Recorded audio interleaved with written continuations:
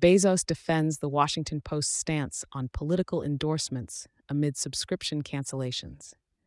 In a bold assertion of principle over partisanship, Jeff Bezos, the owner of the Washington Post and a renowned entrepreneur, has staunchly defended the newspaper's decision to cease endorsing presidential candidates.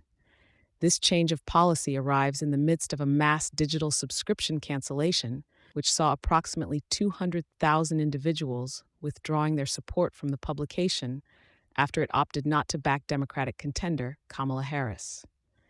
In an era where accusations of media partisanship run rampant, Bezos responded with an ardent opinion piece on Monday, grounding his reasoning in the pursuit of journalistic integrity and credibility.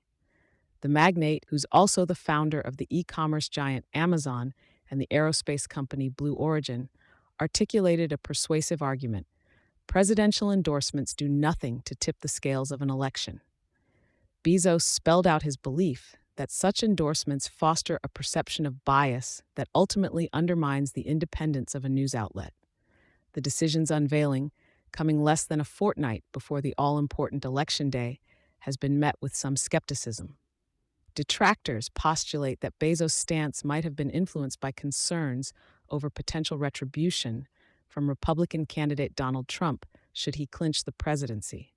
However, Bezos was quick to diminish such speculations, insisting that no candidate had prior knowledge or input regarding the newspaper's move, and stressing the absence of any backdoor dealings. Echoing Bezos' sentiments, the Washington Post's publisher and CEO William Lewis affirmed the newspaper's commitment to abstaining from presidential endorsements, not just for the impending vote, but also for future elections.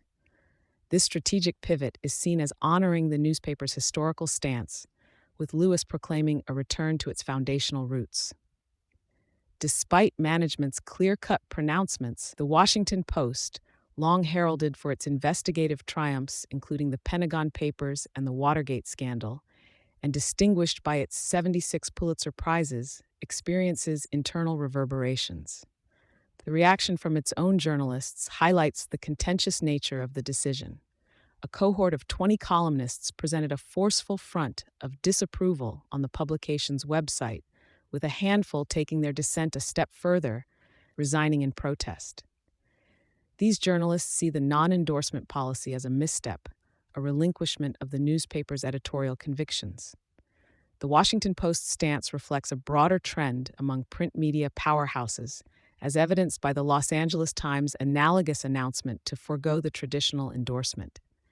Despite their similar noble intentions, both publications have endured financial hits, with subscription numbers dwindling, underscoring the potential cost of prioritizing principle.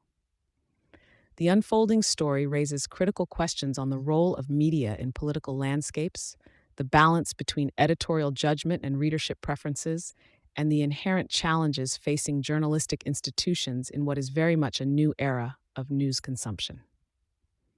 Thank you for choosing Satori News.